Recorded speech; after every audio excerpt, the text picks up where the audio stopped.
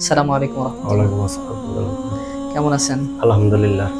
জি, আপনি হঠাৎ এত রাত্রে এই আমার মেয়েটা হঠাৎ করে অসুস্থ হয়ে পড়ছে।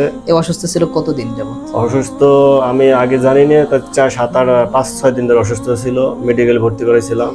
মেডিকেলে ভর্তি করাইছিলেন? মেডিকেল থেকে কি উত্তর দিয়েছিল তারা? বলছে সব পুরো সুস্থ, শুধু ওই আপনার দুর্বলতার কারণে এটা। মেডিকেল থেকে এটা বলছিল? হ্যাঁ। তবে আজকে কি হয়েছিল হঠাৎ? আজকে আবার ওই আগের মতো এবার হয়েছে। আমরা তো মেডিকেল নিয়ে যাওয়া যাচ্ছিলাম।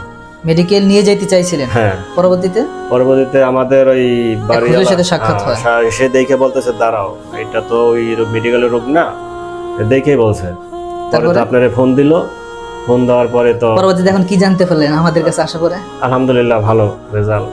না আসলেন, এসে কি দেখলেন? ডাক্তারের চিকিৎসা নাকি আসলে জিন জাদু? জিন জাদু। আসলে জিন জাদু বলতে কিছু আছে, এটা অনেকে বিশ্বাস করে না। আমি বিশ্বাস করতাম না। বিশেষ করে সায়েন্স নিয়ে যারা পড়ালেখা করে তারা, বা ডাক্তারি নিয়ে যারা পড়ালেখা করে তারা মনে করেন যে বিশ্বাসই করে না। তাদের কাছে নিয়ে গেলে যদি জিনের রোগী নেওয়া হয়, দেখা যায় ঘুমের ট্যাবলেট খাওয়ায় বা বিভিন্ন সিলাইন ধরিয়ে রাখে, দেখা যায় দিনকে দিন চলে যায় কিন্তু কোনো পরিবর্তন আসে না।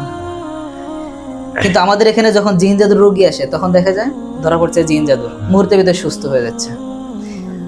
তবে এখানে যে আপনি আসলেন, আসার পর আপনার মেয়ে এখন মুহূর্তে 10 থেকে 15 মিনিটের ভিতরে সুস্থ, এখন আপনার কাছে কেমন লাগতেছে? আলহামদুলিল্লাহ ভালো লাগে।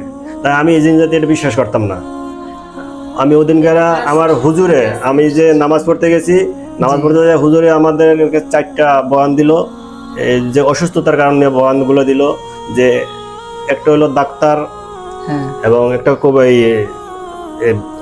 কোরআনের চিকিৎসা, জিন জাদুর ব্যাপারে, আর দোয়া দরুদ পড়া আর সদকা দেওয়া। এই 4টা হলো রোগের হলো মেইন। হ্যাঁ, আমরা সুন্দর। এইখান থেকে ওখান থেকে একটু বিশ্বাস হয়েছে, আর আজকে আইসা পুরোটা বিশ্বাস হয়েছে আমার। আলহামদুলিল্লাহ। তবে এখন আপনার কাছে যে অনুভূতিটা লাগতেছে, আপনার মেয়ে সুস্থ, আমরা এখন কত % ধরতে পারি যে সুস্থ? 100 ভিতরে 100ই? আলহামদুলিল্লাহ 100% ধরতে পারি। আলহামদুলিল্লাহ, শুকরিয়া। আপনার কথাগুলো শুনে ভালো লাগলো। তো দোয়া করে আপনার মেয়ে আজীবনের জন্য সুস্থ হয়ে যাক, এটি আমরা কামনা করি। আলহামদুলিল্লাহ। শুকরিয়া। আসসালামু আলাইকুম।